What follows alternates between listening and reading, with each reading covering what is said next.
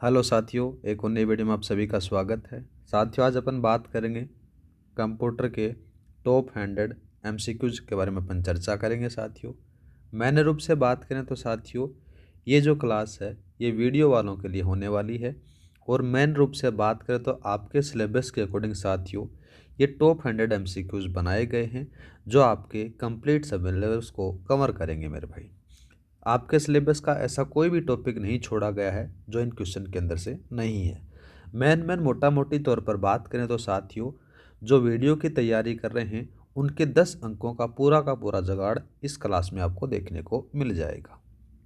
ठीक है, जैसे भी एग्जामिनर क्वेश्चन बना सकता है वो सारे टाइप के क्वेश्चन इसके अंदर से रखे गए हैं और हर टॉपिक को कवर करते हुए ये क्वेश्चन बनाए गए हैं मेरे भाई।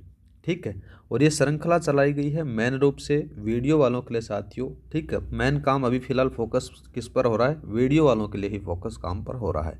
उनके लिए करंट अफेयर की चल रही है, ये टॉप 100 एमसीक्यूज की क्लासेज चल रही है।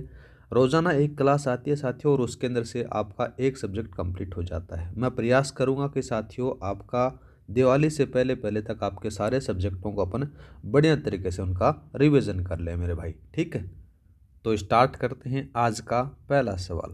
सवाल क्या दे रखा है कि डेटा प्रोसेसिंग चक्कर में इनपुट के बाद क्या प्रक्रिया होती है। मेन रूप से बात करें तो साथियों, जब आप डेटा प्रोसेसिंग का काम करते हो तो जब इनपुट के बाद में क्या काम होता है साथियों, उसके बारे में अपन बात करें तो ये होता है प्रोसेस का काम होता है। तो ऑप्शन नंबर आपका सी सही रहेगा। ठीक, प्रोसेस के बाद में साथियों आपके पास में आउटपुट आता है। ये सारी चीज़ें आपको देखने को मिल जाती हैं। नेक्स्ट बात करें मेरे भाई, आपके पास में सवाल दे रखा है नेक्स्ट कि कौन सी विशेषता कंप्यूटर की विश्वसनीयता को दर्शाती है। तो कौन सी दर्शाती है मेरे भाई? पहला ही ऑप्शन आ जाता है साथियों सटीकता, एक्यूरेसी।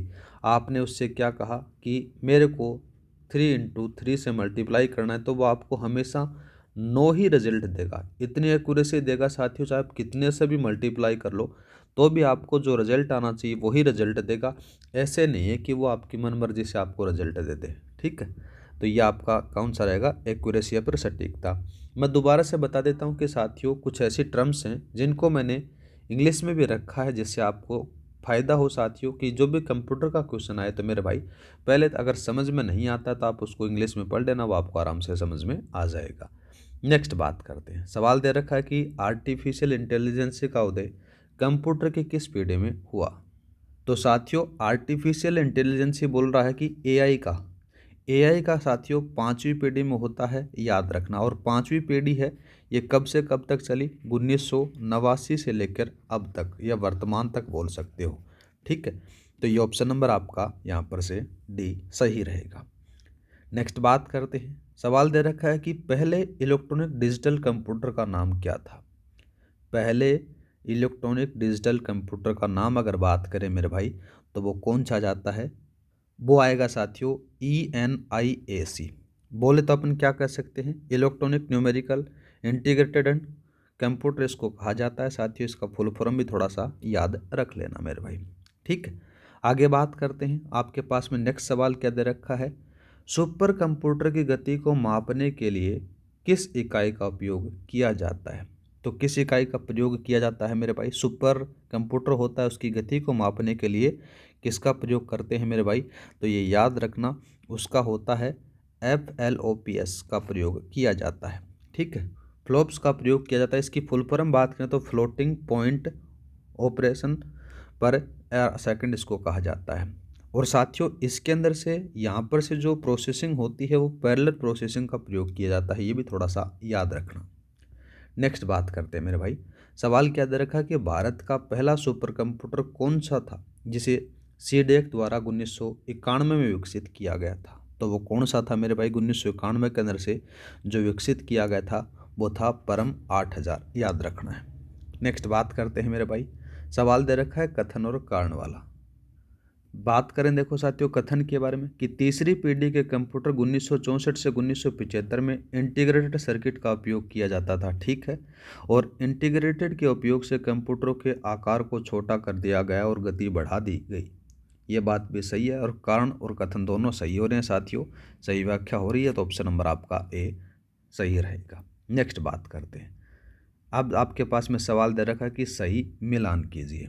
और साथियों मैंने इस टाइप से क्वेश्चन रखे हैं कि आपका पूरा का पूरा सिलेबस भी कवर हो जाए और किस प्रकार से टाइप से क्वेश्चन बन सकते हैं वो सारे टाइपों को रखा है साथियों।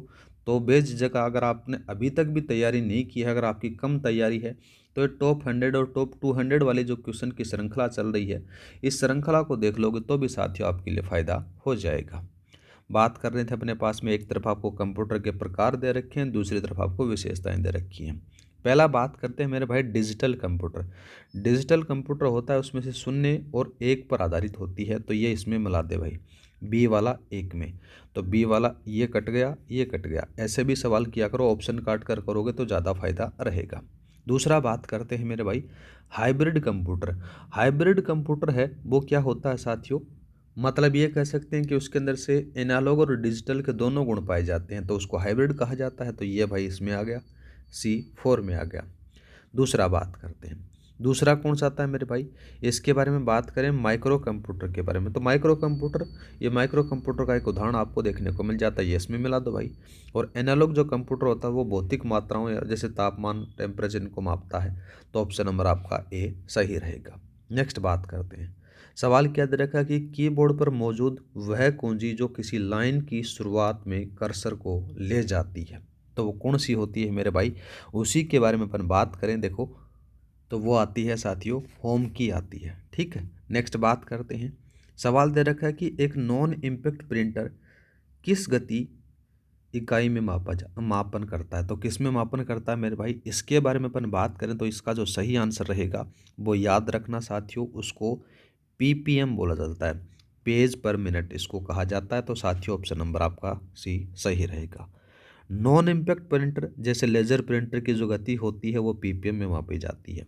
नेक्स्ट बात करते हैं साथियों, बैंकिंग उद्योग में चेक को प्रोसेस करने के लिए विशेष रूप से किस इनपुट डिवाइस का उपयोग किया जाता है। जैसे चेक आपके पास में पढ़ने होता है तो उसके लिए एक प्रोसेस होता है साथियों, तो उसके लिए किसका प्रयोग किया जाता है मेरे भाई, तो याद रखना साथियों MICR का प्रयोग किया जाता है। MICR की जो फुल फॉर्म होती है मैग्नेटिक इंक करेक्टर रिकॉग्निशन इसको कहा जाता है, याद रखना है, ठीक है। नेक्स्ट बात करते हैं मेरे भाई, नेक्स्ट सवाल क्या दे रखा है कि टच स्क्रीन किस प्रकार के उपकरण का उदाहरण है। तो टच स्क्रीन है मेरे भाई इनपुट और आउटपुट दोनों का काम करती है ना, तो यहाँ पर से ऑप्शन नंबर आपका कौन सा लगाओगे, ये C वाला सही रहेगा।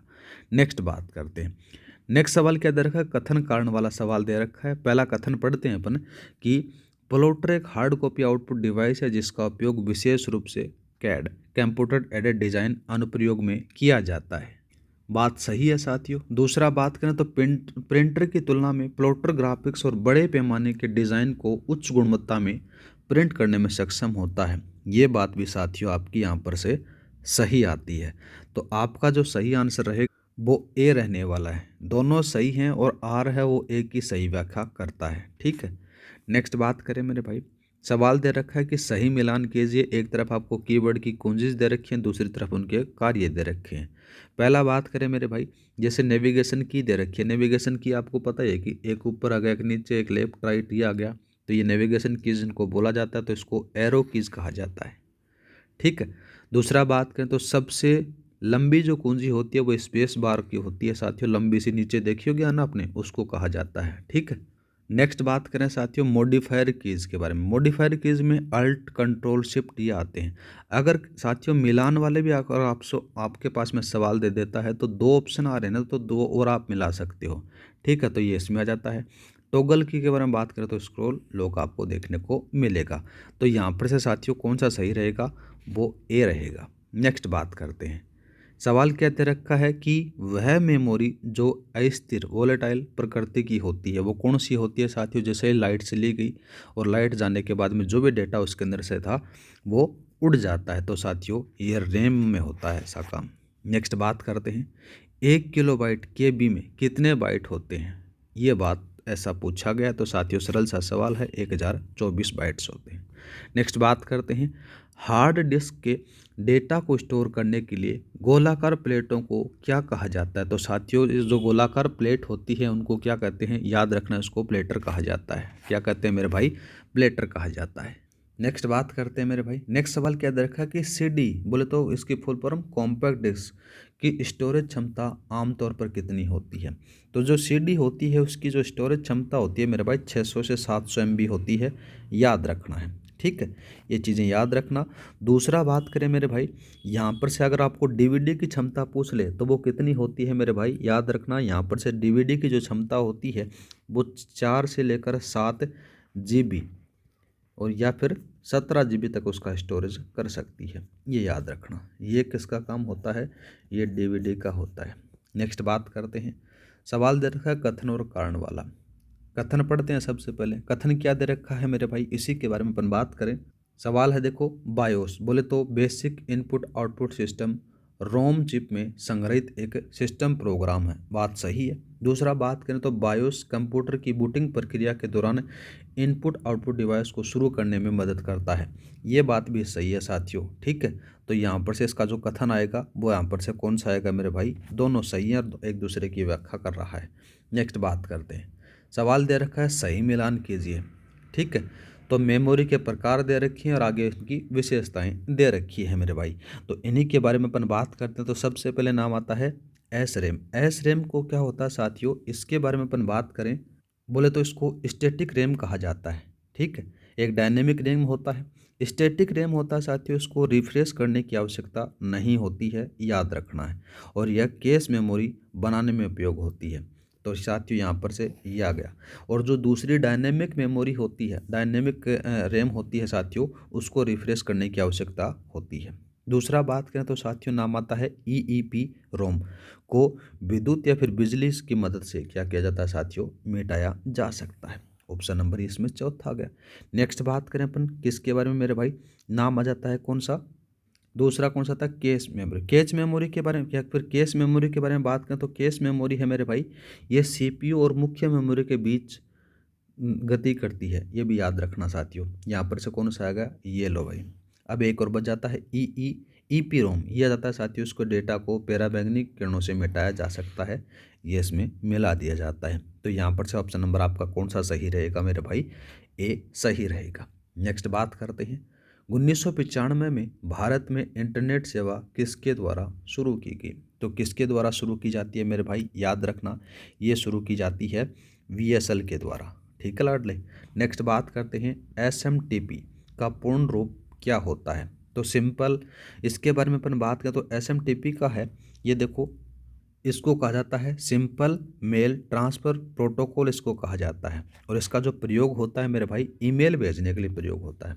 किसका प्रयोग होता है, ईमेल भेजने के लिए, ये याद रखना मेरे भाई, ईमेल भेजने के लिए प्रयोग होता है, इसका थोड़ा सा याद रखना। ये तो भेजने के लिए होता है मेरे भाई, अगर मेल को प्राप्त करना है तो साथियों किसका प्रयोग होगा, POP3 का प्रयोग होता है। बोले तो पोस्ट ऑफिस प्रोटोकॉल इसको कहा जाता है, ये प्राप्त करने के लिए। ठीक है, और ये भेजने के लिए प्रयुक्त होता है। ये दोनों चीज़ें थोड़ा सा याद रख लेना। नेक्स्ट बात करते हैं मेरे भाई, सवाल क्या दे रखा है आपके पास में, दे रखा है URL में HTTP स्लैश के साथ में www दे रखा है rpscjunction.com। rpscjunction.com क्या दर्शाता है। तो मेरे भाई ये सीधा सा सवाल आ जाता है, ऐसा सवाल अगर आपके पास में आए तो साथियों ये किसको दर्शाएगा, याद रखना साथियों, ये डोमेन नेम को दर्शाता है। किसको दर्शाता है मेरे भाई, डोमेन नेम को दर्शाता है। तो ये याद रखना, बी सही रहेगा। और दूसरा बात करें, URL की फुल फॉर्म पूछ ली जाए तो URL की फुल फॉर्म याद रखनी है, यूनिफॉर्म रिसोर्स लोकेटर ट्रेस को कहा जाता है। ठीक है, नेक्स्ट बात करते हैं, सवाल दे रखा है कि IPv6 एड्रेस कितने बिट का होता है। तो कितने बिट का होता है लाडले, 128 बिट का होता है। नेक्स्ट बात करते हैं, सवाल दे रखा है, यहाँ पर से थोड़ा सा टोपोलॉजी के अंदर से सवाल आ जाता है। देखो सवाल है कि मेश टोपोलॉजी में प्रत्येक नोड एक दूसरे से जुड़ा होता है, ठीक बात है साहब। दूसरा बात करें तो मेश टोपोलॉजी सबसे विश्वसनीय रिलायबल नेटवर्क टोपोलॉजी है, क्योंकि इसमें डेटा के लिए कई पथ उपलब्ध होते हैं, ये बात भी सही है। तो साथियों एक दूसरे की व्याख्या करते हैं, ऑप्शन नंबर ए सही रहेगा। नेक्स्ट बात करते हैं, नेटवर्क का प्रकार दे रखा है और उनका भौगोलिक क्षेत्र दिया गया है। अब इनको अपन मिलाते हैं। सबसे पहले बात करें लेन के बारे में। लेन की फुल फॉर्म आपको पता ही है कि लोकल एरिया नेटवर्क कहा जाता है, एक छोटे क्षेत्र जैसे इमारत तक ही सीमित रहता है। तो ये रहा भाई, इसमें मिला दो। मेन के बारे में बात करें तो साथियों मेन आ जाता है मेट्रोपॉलिटन एरिया नेटवर्क हो जाता है। ये साथियों एक शहर के भीतर आपको देखने को मिलेगा। तो ये किस में मिला होगा मेरे भाई, ये इसमें आ जाता है। वैन के बारे में बात करते हैं, इसको वाइड एरिया नेटवर्क कहा जाता है। सबसे बड़ा होता है, याद रखना, यह महाद्वीप महासागर उन सारी चीज़ों में आपको देखने को मिलेगा। ये इसमें आ गया। पे ना बात करें तो साथियों इसको पर्सनल एरिया नेटवर्क कहा जाता है। जैसे आप ब्लूटूथ का प्रयोग करते हो, इसको व्यक्तिगत उपकरण कहा भी जाता है। तो ये इसमें मिला दो मेरे भाई। तो इसका जो सही आंसर रहेगा वो कौन सा रहने वाला है मेरे भाई, ये ऑप्शन नंबर ए सही रहेगा।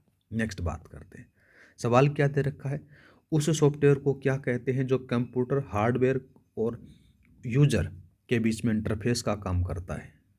तो वो लाडले कौन सा होता है, ऑपरेटिंग सिस्टम होता है। नेक्स्ट बात करते हैं, वह प्रोग्रामिंग भाषा जिसका उपयोग विशेष रूप से आर्टिफिशियल इंटेलिजेंस में किया जाता है। तो किसका प्रयोग होता है मेरे भाई, आर्टिफिशियल इंटेलिजेंस के अंदर से पोरलॉग का प्रयोग होता है। याद रखना है साथियों, प्रोग्रामिंग लॉजिक इसको कहा जाता है साथियों, ठीक है। और इसका जो प्रयोग होता है वो आर्टिफिशियल में आपको देखने को मिल जाता है। नेक्स्ट बात करते हैं, निम्न में से कौन सा ग्राफिकल यूजर इंटरफेस जीयूआई आधारित ऑपरेटिंग सिस्टम का उदाहरण नहीं है। ऐसे सवाल भी बन सकते हैं, याद रखना है मेरे भाई, ठीक है।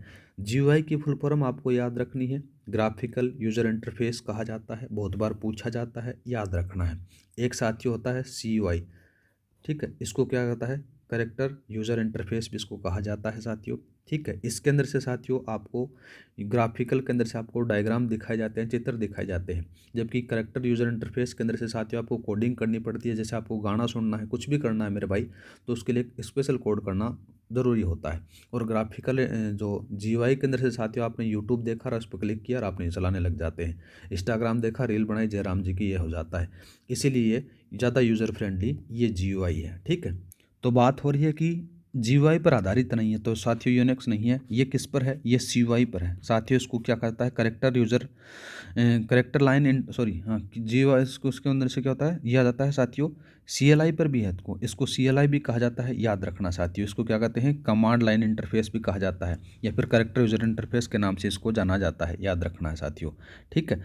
नेक्स्ट कौन सा आता है, वह लैंग्वेज ट्रांसलेट जो सोर्स प्रोग्राम को एक बार में पूरा कोड मशीन कोड में बदल देता है। तो वो कौन सा होता है मेरे भाई, उसी के बारे में अपन बात करें तो वो होता है साथियों कंपाइलर। कंपाइलर क्या होता है, सारे प्रोग्राम को एक साथ कर देता है। इंटरप्रेटर क्या करता है मेरे भाई, लाइन बाई लाइन करता है चेंज, ठीक है। ये ज़्यादा समय लेता है और ये कंपाइलर जल्दी हो जाता है। नेक्स्ट बात करते हैं मेरे भाई, नेक्स्ट सवाल क्या दे रखा है, कथन और कारण वाला सवाल आ जाता है।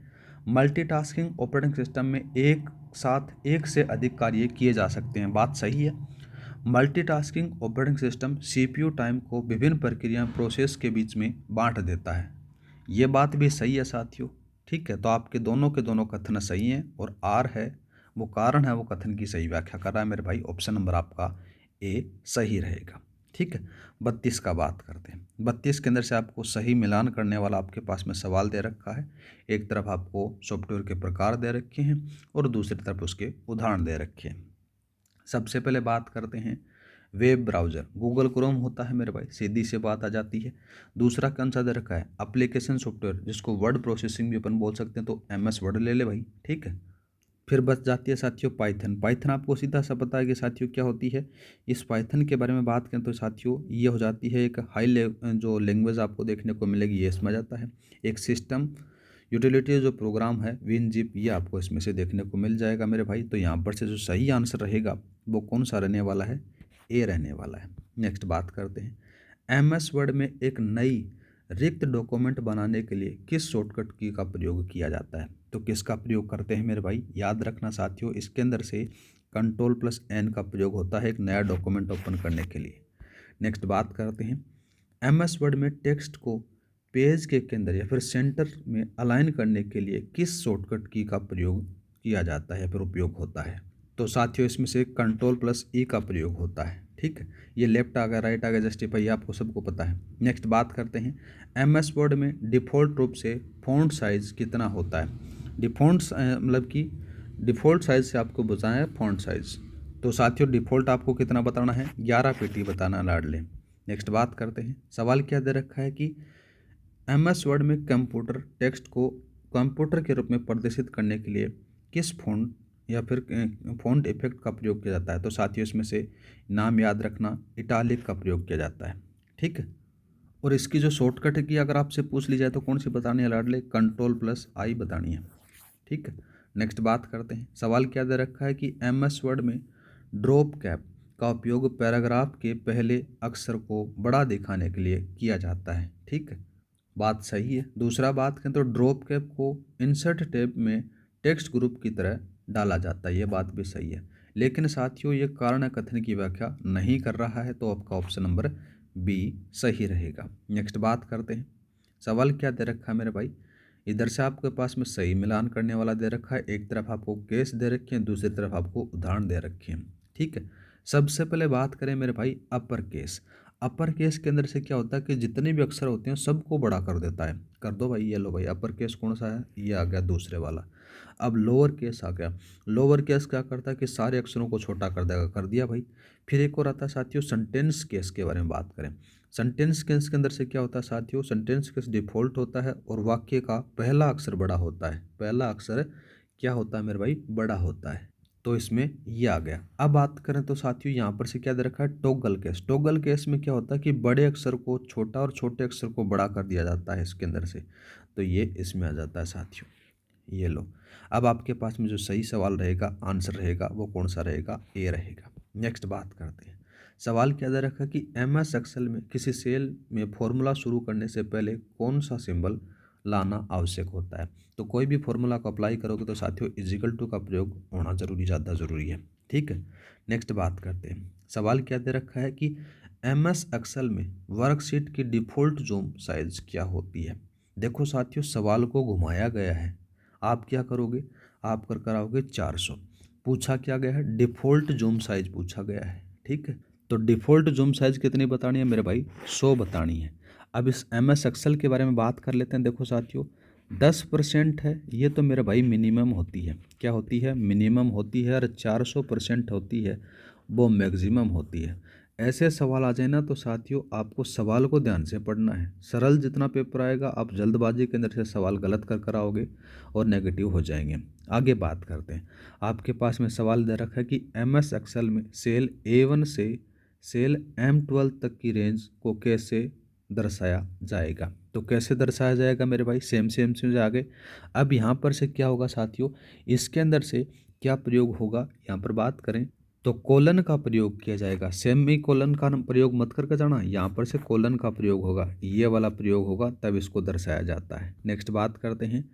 MS एक्सेल में F2 कुंजी का उपयोग क्या होता है? F2 कुंजी के बारे में बात करें तो साथियों इसका जो उपयोग होता है वो एक्टिव सेल को एडिट करने के लिए किया जाता है। तो किसी सेल को एडिट करने के लिए बात करते हैं, तो यहाँ पर से सही आंसर कौन सा रहेगा साथियों? ऑप्शन नंबर बी सही रहेगा। नेक्स्ट बात करते हैं। सवाल क्या दे रखा कि MS एक्सेल में हैश के साथ में डिवाइड दे रखा है 0। त्रुटि तब आती है जब किसी संख्या को शून्य से भाग देने का प्रयास किया जाता है। ठीक बात है साहब। दूसरा बात करें तो MS एक्सेल में फंक्शन का उपयोग करने पर यदि आर्ग्यूमेंट का सिंटेक्स गलत होता है तो इस प्रकार की त्रुटि आती है, हैश नेम और इस प्रकार किया जाती है। यह बात भी सही है, लेकिन साथियों जो कारण है वो कथन की सही व्याख्या नहीं करता है, तो ऑप्शन नंबर आपका बी सही रहेगा। नेक्स्ट बात करते हैं। सवाल क्या दे रखा कि MS एक्सेल में सही मिलान करना है। सही मिलान के बारे में अपन बात करते हैं। देखो साथियों, ऐसा सवाल भी बना सकता है, याद रखना है। ठीक है, मैंने जितने भी टाइप हो सकते हैं वो सारे टाइप यहाँ पर से रखे हैं। ठीक, पहला बात करते हैं। आपके पास में प्रोडक्ट दे रखा है, ये 2 और 4 दे रखा है, तो इसका मतलब क्या होता है? मल्टीप्लाई करना। तो ये लो भाई 8 हो गए। दूसरा बात करें मेरे भाई, पावर दे रखा है, तो 2 की पावर कितना होता है? 8 होता है, तो ये घात में आ गया। ये लो भाई साहब। यहाँ पर से बात करें 2 8 4 मिनिमम बात हो रही है, तो न्यूनतम मान ये दे देगा। एक साथियों यहाँ पर से क्या दे रखा है? लेफ्ट RPSC जंक्शन लिख रखा है, तो यहाँ पर से 2 शब्द बाएं लिख देगा, ये आ जाता है साथियों, इसमें मिला दो। तो आपका जो सही आंसर रहेगा मेरे भाई वो ए रहेगा। नेक्स्ट बात करते हैं। MS पावर पॉइंट में स्लाइड शो को शुरू करने से चलाने के लिए किस कुंजी का उपयोग किया जाता है? तो किस कुंजी का प्रयोग करते हैं मेरे भाई? F5 का प्रयोग होता है। ठीक है, नेक्स्ट बात करते हैं। सवाल क्या दे रखा है कि MS पावर पॉइंट में नई स्लाइड जोड़ने के लिए किस शॉर्टकट की का प्रयोग किया जाता है? तो किस शॉर्टकट की का प्रयोग होता है मेरे भाई? याद रखना, यहाँ पर से नई स्लाइड जोड़नी है आपको, तो किसका प्रयोग होगा? यहाँ पर से याद रखना साथियों, Ctrl+M का प्रयोग होगा। ठीक है, नेक्स्ट बात करते हैं। सवाल दे रखा है, यदि आप स्लाइड शो को वर्तमान करंट स्लाइड से शुरू करना चाहते हैं तो आप किस शॉर्टकट की का प्रयोग करोगे? तो किसका प्रयोग करोगे मेरे भाई? वर्तमान में चलाना चाहते हो, मतलब कि जिस स्लाइड पर हो उस स्लाइड से आप क्या चलाना चाहते हो? स्लाइड शो चलाना चाहते हो तो साथियों Shift+F5 दबा देना, चल जाएगा। नेक्स्ट बात करते हैं। सवाल क्या दे रखा कि MS पावर पॉइंट में डिफ़ॉल्ट पेज ओरिएंटेशन क्या होता है? या आपके पास में पावर पॉइंट का ही ओरिएंटेशन आपके पास में देखने को मिल रहा है, और ये कैसा आपको ओरिएंटेशन देखने को मिलेगा मेरे भाई? तो याद रखना, ये लैंडस्केप में आपको देखने को मिलेगा। ठीक है, ऑप्शन नंबर आपका बी सही रहेगा। नेक्स्ट बात करते हैं मेरे भाई। सवाल क्या दे रखा है कि कथन और कारण वाला जाता है। पहला बात करते हैं, स्लाइड शॉर्ट रिव्यू में उपयोगकर्ता स्लाइडों को क्रम को आसानी से बदल सकता है। बात एकदम सही है मेरे भाई। दूसरा बात करें तो स्लाइड शॉर्ट रिव्यू में एक ही समय में प्रेजेंटेशन के सभी स्लाइडों के थंबनेल दिखाई देते हैं। ये बात भी सही है, और दोनों एक दूसरे की व्याख्या करते हैं मेरे भाई। तो यहाँ पर से ऑप्शन नंबर आपका बी सही रहेगा। ठीक है, बी कैसे लगा? एक दूसरे की तो व्याख्या कर ही रहे हैं ना, तो यहाँ पर से इसमें तो बता रहा कि व्याख्या नहीं करता, ऑप्शन नंबर आपका ए सही रहेगा। नेक्स्ट बात करते हैं। सवाल क्या दे रखा है, ये मैंने आज आपको टेलीग्राम पर शेयर किया था। इसका जवाब क्या होगा वो अपन बात करते हैं। क्या पूछा गया आपसे? पूछा गया कि MS पावर पॉइंट में एनिमेशन इम्पैक्ट्स का सही मिलान करना है। पहला बात करते हैं फेड फ्लाई इन जूम के बारे में अपन बात करें, तो इसका जो सही आंसर रहेगा साथियों, उसके बारे में बात करें। यहाँ पर से कौन सा आता है? यह आता है, देखो, एट्रेस इम्पैक्ट आपको देखने को मिलेगा, ये इसमें आ जाता है। दूसरा बात करें ग्रो सिंक स्पिन प्लस, इनका जो है वो साथियों वो कौन सा आएगा? वो आ बात करें तो यहाँ पर से कौन सा आएगा?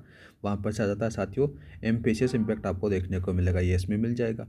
फिर बात करते हैं फेड आउट डिस्पेयर, इसके बारे में अपन बात करें तो साथियों ये किस में आ जाता है? ये आ जाता है एग्जिट इम्पैक्ट में आपको देखने को मिलेगा। ठीक है, दूसरा बात करें लाइन एक्स, इसके अंदर से आता है साथियों, ये इसमें मिल जाता है। तो यहाँ पर से जो सही आंसर रहेगा वो कौन सा रहने वाला है मेरे भाई? ऑप्शन नंबर आपका ए सही रहेगा। ठीक है, नेक्स्ट बात करते हैं। सवाल दे रखा है कि CPU में अंकगणितीय गणनाएं, अर्थमेटिकल कैलकुलेशन और तार्किक संचालन, लॉजिकल ऑपरेशन कौन संभालता है? तो ऐसा तो है नहीं कोई दूसरा घर से बाहर आता है, लेकिन इसमें से एक मजदूर लगाया रहता है, वो संभालता है, जिसका नाम आता है साथियों ALU, जिसको क्या कहते हैं? अर्थमेटिक लॉजिक यूनिट इसको कहा जाता है। ठीक है, नेक्स्ट बात करते हैं। सवाल पूछा गया है GIGO का फुल फॉर्म आपसे पूछा गया है। तो GOGI के फुल फॉर्म बात करें तो साथियों इसका जो होता है गार्बेज इन गार्बेज आउट।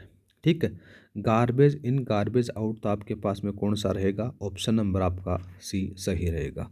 गलत दोगे तो गलत ही रिजल्ट देगा, मेन चीज़ ये है, इस पे काम होता है। सही दोगे तो सही काम करके देगा। ठीक है ना, कोई कुछ मध्य कुछ करेगा तो साथियों आपके पास में क्या गलत ही जवाब देगा।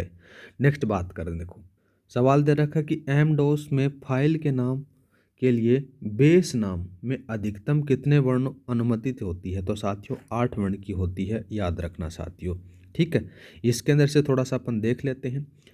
एमडोस के अंदर से साथियों जो फेट फाइल होती है, ठीक है, फेट फाइल सिस्टम में बेस नाम जो होता है वो अधिकतम साथियों 8 का होगा साथियों, और 3 जो वर्णों का वो होगा वो एक्सटेंशन आपको देखने को मिलेगा, ये थोड़ा सा याद रख लेना। नेक्स्ट बात करते हैं, एक निब्बल में कितने बिट्स होते हैं? तो एक निब्बल में कितने बिट्स होते हैं साथियों, इसी के बारे में अपन बात करें तो साथियों 4 बिट आपको देखने को मिलेंगे। ठीक है, नेक्स्ट बात करते हैं, आपके पास में कथन और कारण वाला आ जाता है। सवाल दे रखा है कि बूटिंग एक ऐसी प्रक्रिया है जिसमें से कंप्यूटर शुरू होता है और ऑपरेटिंग सिस्टम लोड होता है। बात एकदम सही है। बूटिंग बात करें तो साथियों 2 प्रकार की होती है, हॉट बूटिंग, कोल्ड बूटिंग होता है। ठीक है, तो यहाँ पर से साथियों क्या दे रखा है कि कोल्ड बूटिंग के दौरान post power on self test प्रक्रिया नहीं होती है। तो ये बात साथियों यहाँ पर से गलत आ जाती है। बात करें तो साथियों बूटिंग है वो ऑपरेटिंग सिस्टम को लोड करने की प्रक्रिया है। कोल्ड बूटिंग तब होती है जब सिस्टम बंद होता है और चालू किए जाते हैं। ठीक है, और इस दौरान के अंदर से साथियों पोस्ट बोले तो पावर ऑन सेल्फ टेस्ट की आवश्यक रूप से यहाँ पर से होता है। वार्म बूटिंग में बात करें तो साथियों जो पोस्ट है ना, इस प्रक्रिया को क्या कर दिया जाता है, स्किप कर दिया जाता है, ठीक है, तो इसलिए गलत है। तो यहाँ पर से ऑप्शन नंबर आपका सी सही रहेगा। नेक्स्ट बात करते हैं, सवाल दे रखा कि फुल फॉर्म का सही मिलान करना है। पहला बात करते हैं साथियों, ASCII, ENIAC, HTTP, LIFI, ये आपके पास में दे रखे हैं।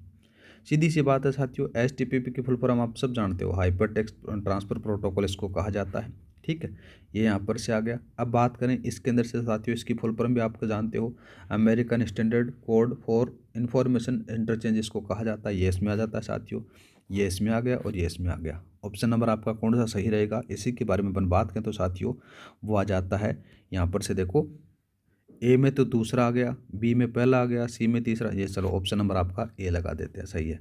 नेक्स्ट बात करते हैं, कौन सा storage device direct access memory का उदाहरण नहीं है, तो वो कौन सा नहीं है मेरे भाई, ये याद रखना। डायरेक्ट एक्सेस मेमोरी का जो उदाहरण नहीं है उसी के बारे में अपन बात करें तो आ जाता है मैग्नेटिक टेप, ऑप्शन नंबर आपका सी। मैग्नेटिक टेप का साथियों ये सीक्वेंशियल एक्सेस मेमोरी का उदाहरण है, जबकि अन्य जितने भी हैं ये डायरेक्ट एक्सेस के उदाहरण आपको देखने को मिल जाते हैं, ठीक है। नेक्स्ट बात करते हैं लाला, सवाल दे रखा है कि वह कौन सा पोर्ट है जिसमें रजिस्टर Z45 RJ, यहाँ पर बोल सकते हो कि RJ45 के नाम से जाना जाता है, तो याद रखना साथियों इथरनेट पोर्ट है, वो कौन सा है, इथरनेट पोर्ट है, इसको आप क्या कर सकते हो RJ45 के नाम से जानते हो, ठीक है। नेक्स्ट बात करते हैं मेरे भाई, सवाल क्या दे रखा है कि एक कंप्यूटर सिस्टम में रीड राइट और इंटरप्ट जैसे सिग्नल किस बस द्वारा नियंत्रित किए जाते हैं, तो साथियों एक बस का नाम आता है कंट्रोल बस, ठीक है। बस जैसे क्या काम करती है, जैसे बस आप जानते हो कि सवारियों को एक जगह से दूसरी जगह ले जाती है ना, वैसा ही काम ये बसें कंप्यूटर के अंदर से करती हैं, डेटा को एक जगह से दूसरी जगह ले जाने का काम करती हैं, ठीक है। बस इतना इस भाषा से समझ लेना कि बस क्या चीज़ होती है। तो जो कंट्रोल बस होती है साथियों, ये कंप्यूटर सिस्टम के अंदर से रीड राइट और इंटरप्ट जैसे सिग्नल के द्वारा नियंत्रित किए जाते हैं, ठीक। नेक्स्ट बात करते हैं साथियों, सवाल दे रखा है कि वह ऑपरेटिंग सिस्टम या फिर वह ओएस जो एक से अधिक सीपीयू का उपयोग करके जो प्रोसेस को चलाता है क्या कहलाता है, तो साथियों सीधी सी बात आ जाती है यहाँ पर मल्टी, बोल सकते हो कि मल्टी प्रोसेसिंग अपन बोल सकते हैं, मल्टीटास्किंग नहीं मल्टी प्रोसेसिंग बोलोगे इसको, ठीक है, याद रखना साथियों। आगे बात करते हैं, आपके पास में कथन और कारण वाला सवाल आ जाता है।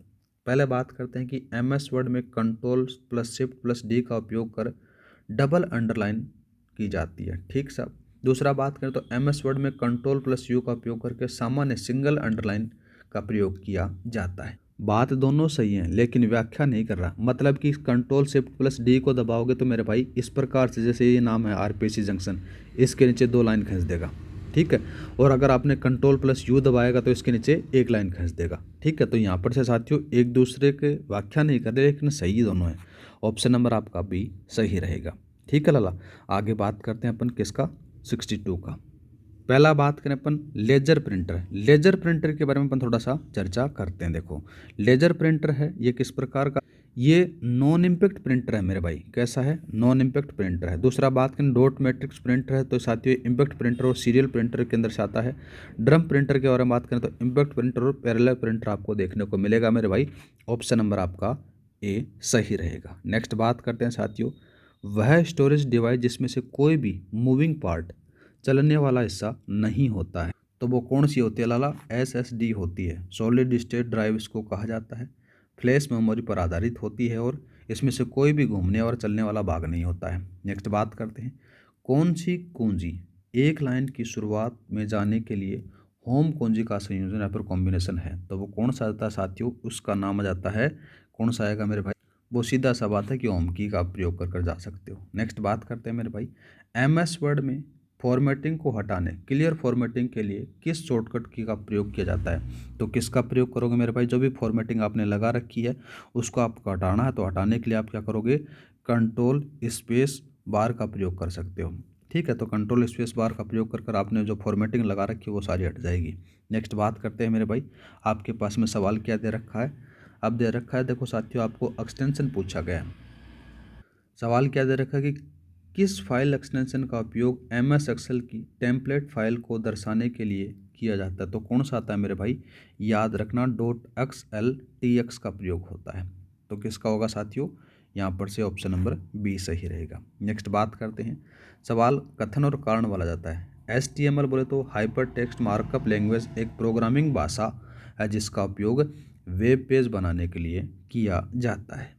मैंने रूप से बात करें तो साथियों HTML है ना, ये प्रोग्रामिंग भाषा तो है नहीं, तो चलो ठीक है इसको काट दो। ये केवल क्या है, एक मार्कअप लैंग्वेज आ जाती है। इसका मेन जो प्रयोग है साथियों वेब पेज बनाने के लिए होता है। बात साथियों यहाँ तक तो सही है, लेकिन यहाँ पर से गड़बड़ा जाते हैं तो इसको गलत कर दो। पाइथन एक हाई लेवल लैंग्वेज है, ठीक है, बात हो रही है यहाँ पर से पाइथन एक हाई लेवल लैंग्वेज है जिसे गुडो वान रेसम ने विकसित किया था। बात सही है साथियों, तो यहाँ पर से ऑप्शन ए है वो गलत है और आर है वो साथियों यहाँ पर से सही है। ठीक है, तो देखो साथियों यहाँ पर से कौन सा आएगा, ये डी वाला आएगा, ये यहाँ पर से नहीं लिखा गया तो ये याद रख लेना। ठीक है, नेक्स्ट बात करते हैं मेरे भाई, आपके पास में सही मिलान वाले दे रखे हैं, पेज सेटअप दे रखा है और उनके कार्य दे रखे हैं। पहला बात करते हैं अपन, देखो साथियों सबसे पहले गटर मार्जिन। गटर मार्जिन क्या होता है मेरे भाई, आप बाइंडिंग करा कर लेकर आते हो तो बाइंडिंग वाला जो कर देता है ना साइड में, इस प्रकार से वो स्पाइरल करके देता है, उसको बोला जाता है गटर मार्जिन। तो यहाँ पर से क्या बाइंडिंग के लिए अतिरिक्त जगह होती है, उसको गटर कहा जाता है। ठीक है, ये थोड़ा सा याद रख लेना। दूसरा बात करें लैंडस्केप साथियों, तो ये कैसी होती है, क्षैतिज आपको देखने को मिलेगा, ये याद रखना। अब ये लैंडस्केप और पोर्ट्रेट है ना, ये थोड़ा सा मेरे भाई आप हॉरिजॉन्टल और वर्टिकल वाले याद रखना साथियों, क्योंकि जो इंग्लिश में आएगा वो आप देखना, वो वहाँ पर ज़्यादा आप सही कर पाओगे। तो इनमें कौन सा आएगा, पोर्ट्रेट के बारे में बात करें तो पेज की क्षैतिज स्थिति होती है, लैंडस्केप की पेज जो कि डिफ़ॉल्ट स्थिति आपको देखने को मिलती है। तो यहाँ पर से ऑप्शन नंबर कौन सा सही रहेगा साथियों, इसी के बारे में अपन बात करें तो ये देखो कौन सा है सही है। देखो इसको मैंने थोड़ा सा उल्टा बता दिया, मैं खुद ही कन्फ्यूजन हो गया इसमें। पोर्ट्रेट के बारे में अपन बात करते हैं, देखो पोर्ट्रेट है ये किस में आएगा मेरे भाई, इसके बारे में अपन बात करें, देखो ये आएगा पेज की डिफ़ॉल्ट स्थिति। ठीक है, और दूसरा था लैंडस्केप पेज की क्षैतिज स्थिति आ जाती है, और ये गटर वाला आपको यहाँ पर से सही आ जाता है। तो यहाँ पर से कौन सा रहेगा साथियों, ऑप्शन नंबर ए सही रहेगा। नेक्स्ट बात करते हैं, MS वर्ड में सबसे अधिक जूम साइज कितनी होती है, मतलब कि मैक्सिमम पूछा गया है, तो मेरे भाई याद रखना 500 होती है। 500% होती है, मतलब कि मिनिमम होती है लाडले 10 और मैक्सिमम होती है साथियों 500। ठीक है, और डिफ़ॉल्ट होती है 100%। तो जैसा क्वेश्चन आए तो उसको थोड़ा सा याद रखना, ये मिनिमम है, ये मैक्सिमम है मेरे भाई, और ये डिफ़ॉल्ट है। नेक्स्ट बात करते हैं, सवाल दे रखा है कि लिनक्स का विकास किसके द्वारा 1991 में किया गया।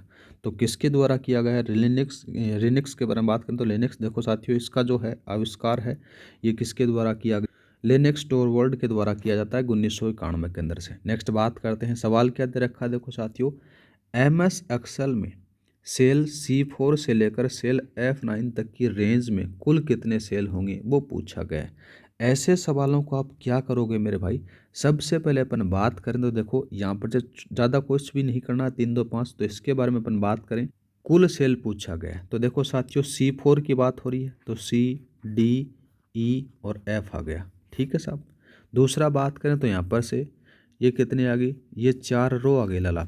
अब बात करें सेल के बारे में तो देखो साथियों यहाँ पर से कितना आ गया, यहाँ पर से 4 5 6 7 8 9, तो ये टोटल कितनी हो गई, 6 हो गई। इन दोनों को मल्टीप्लाई कर दो, 24 आंसर आ रहा है, क्या ऑप्शन नंबर ए सही रहेगा। नेक्स्ट बात करते हैं, सवाल क्या दे रखा कि MS एक्सेल में टुडे फंक्शन का क्या जो परिणाम होता है, तो क्या परिणाम होता है मेरे भाई, ये बताता है क्या, जो कि वर्तमान तारीख है उसको बताता है, याद रखना है। ठीक है, ये तो क्या बताएगा, ये तारीख को बताएगा मेरे भाई, तारीख को, ये याद रखना है। एक चीज़ और है मेरे भाई जिसका नाम आता है नाउ। ये नाउ क्या करता है, नाउ मेरे भाई ये दिनांक भी बताएगा, दिनांक के साथ में टाइम भी बताएगा कि आपका टाइम सही चल रहा है, कि आप नौकरी लग जाओगे, आप वीडियो बन जाओगे। ठीक है, ये सारी चीज़ें बताता है, दोनों चीज़ें याद रखना।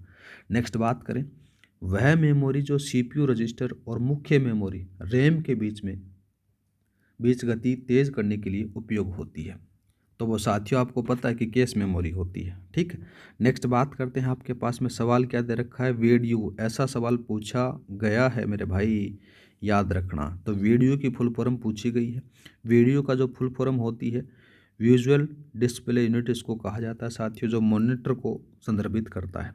ठीक है, तो यहाँ पर से कौन सा आएगा, visual display unit, option number आपका कौन सा सही रहेगा साथियों, बी रहेगा। नेक्स्ट बात करते हैं, यहाँ पर से आपके पास में फाइल एक्सटेंशन दे रखी है, .gi .png, .bmp, .tif, ये सारे के सारे साथियों क्या हैं, ये इमेज जो फाइल होती है ना उसके क्या हैं साथियों एक्सटेंशन आपको देखने को मिलेंगे। ऑप्शन नंबर सी।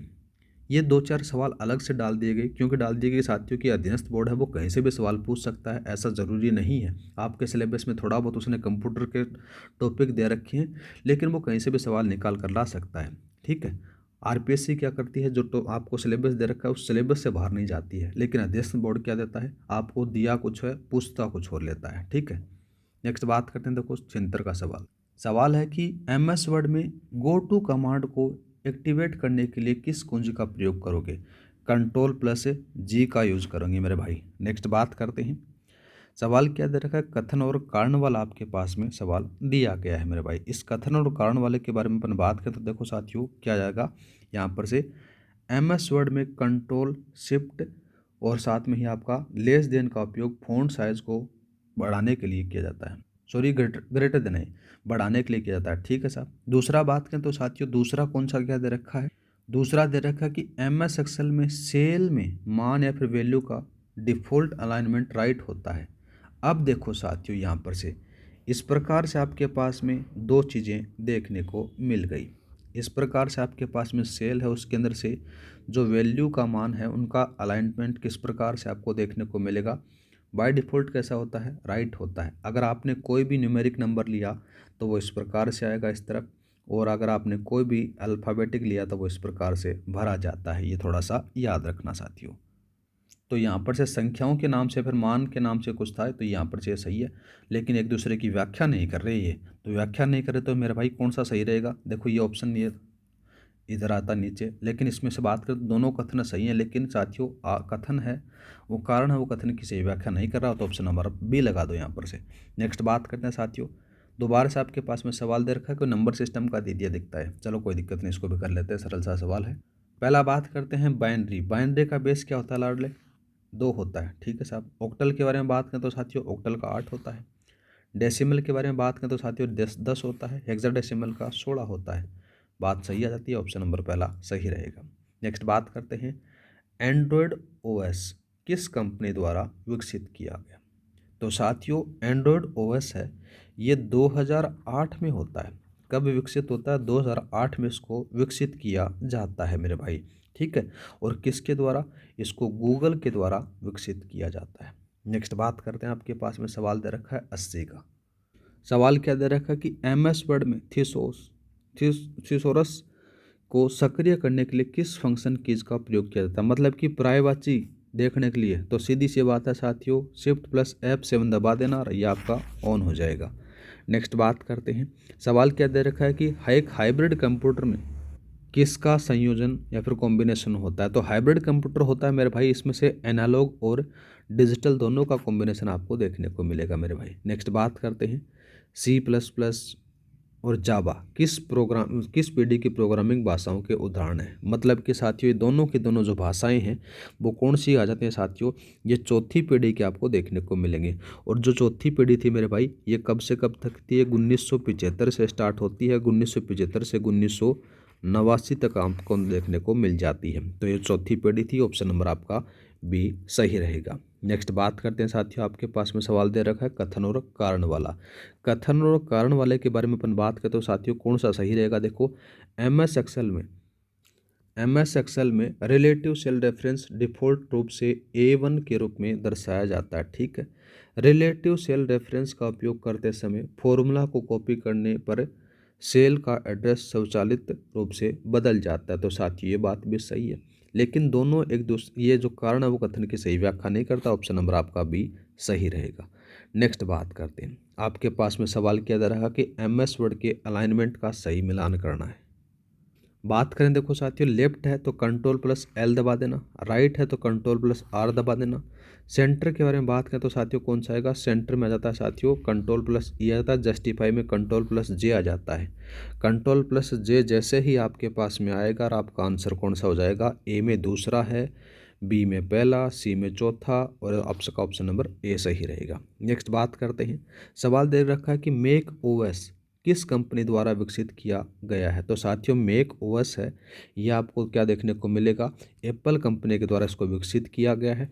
और साथियों ये सिंगल यूज़र ऑपरेटिंग सिस्टम है, ये थोड़ा सा याद रखना। नेक्स्ट बात करते हैं आस्की कोड में कितने बिट्स का उपयोग किया जाता है। तो कितने बिट का प्रयोग होता है मेरे भाई, इसके बारे में बात करें तो 7 से 8 बिट का प्रयोग उसमें आपको देखने को मिल जाता है। ठीक है, नेक्स्ट बात करते हैं मेरे भाई, सवाल क्या दे रखा है, एमएस एक्सेल में किसी वर्कशीट या फिर वर्कबुक में को पासवर्ड से सुरक्षित करने का विकल्प किस टैब में उपलब्ध होता है। ऐसे सवाल आते हैं, याद रखना है मेरे भाई।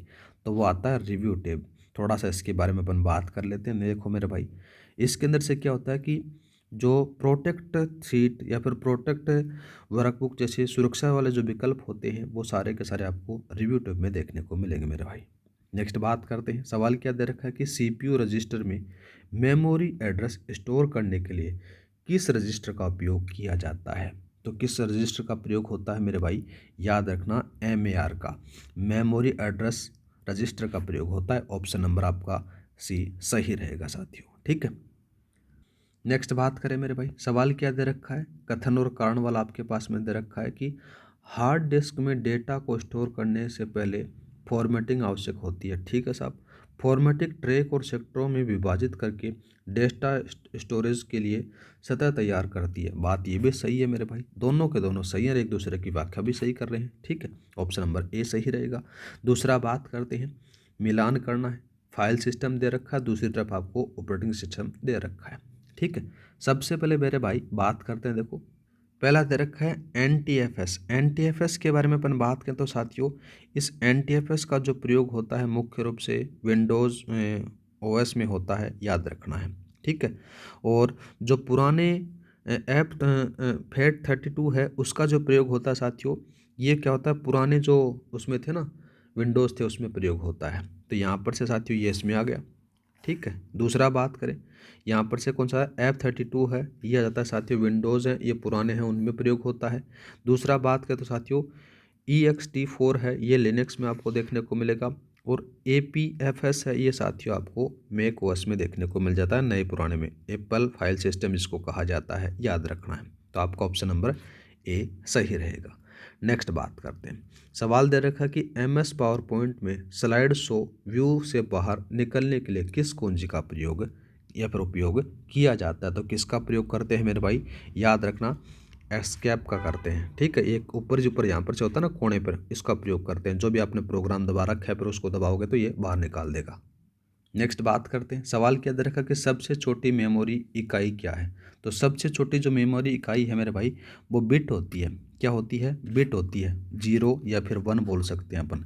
नेक्स्ट बात करें अपने पास में, सवाल क्या दे रखा है 93 का। 93 में बात करें तो साथियों कौन सा आता है, इसी के बारे में अपन बात करें। देखो यहाँ पर से MS वर्ड में फॉर्मेट पेंटर का उपयोग क्या है। तो साथियों इसका जो प्रयोग होता है वो एक जगह से फॉर्मेटिंग कॉपी करके दूसरी जगह लागू करने पर इसका प्रयोग होता है। ठीक है, नेक्स्ट बात करें, आपके पास में 94 का सवाल दे रखा है। 94 के अंदर से बात करें, ये सवाल भी मैंने दिया था। ठीक है, तो यहाँ पर से क्या है, देखो MS एक्सेल में सेल एड्रेस यहाँ पर से डॉलर के साथ में साथियों ये दे रखा है, तो किस प्रकार के सेल रेफरेंस को दर्शाता है। तो साथियों ये आ जाता है एब्सोल्यूट रेफरेंस को दर्शाता है। इसके बारे में बात करें तो जो एब्सोल्यूट रेफरेंस में कॉलम और रो दोनों को चेन के अंदर से साथियों लॉक किया जाता है इस प्रकार से। ठीक है, नेक्स्ट बात करते हैं साथियों, यहाँ आपके पास में दे रखा है 94 का कथन और कारण वाला सवाल।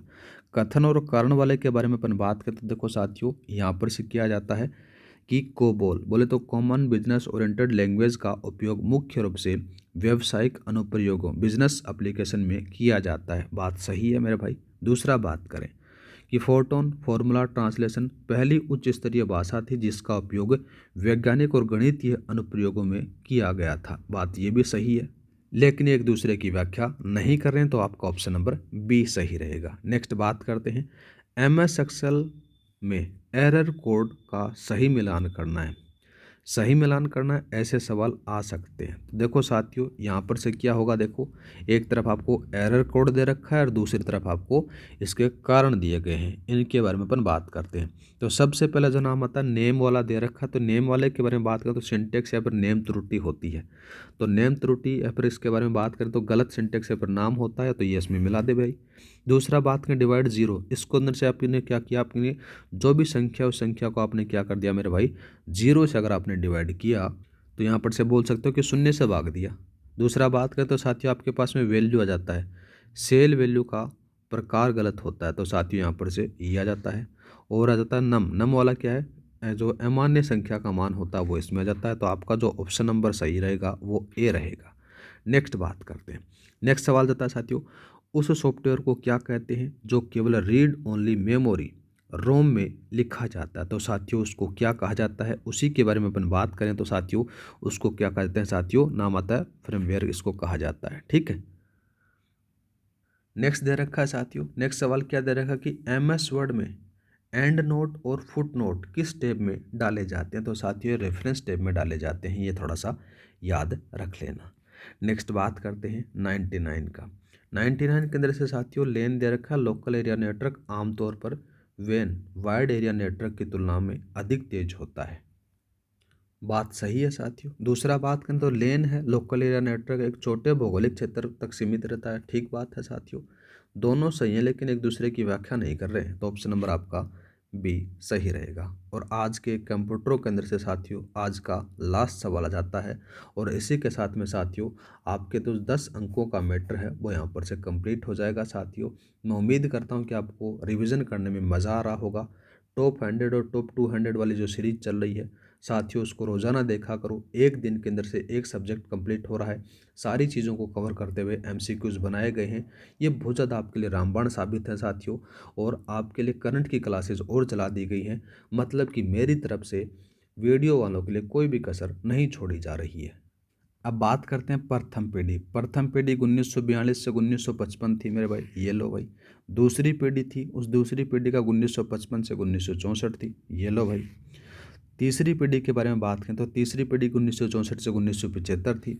ठीक है। और चौथी पीढ़ी बात करें तो साथियों 1975 से 1989 आपको देखने को मिल जाती है। तो इसी के साथ में साथियों आपका ऑप्शन नंबर बी यहाँ पर से सही हो जाता है। आज के लिए इतना ही, मिलते हैं नेक्स्ट क्लास में। जय हिंद, जय भारत।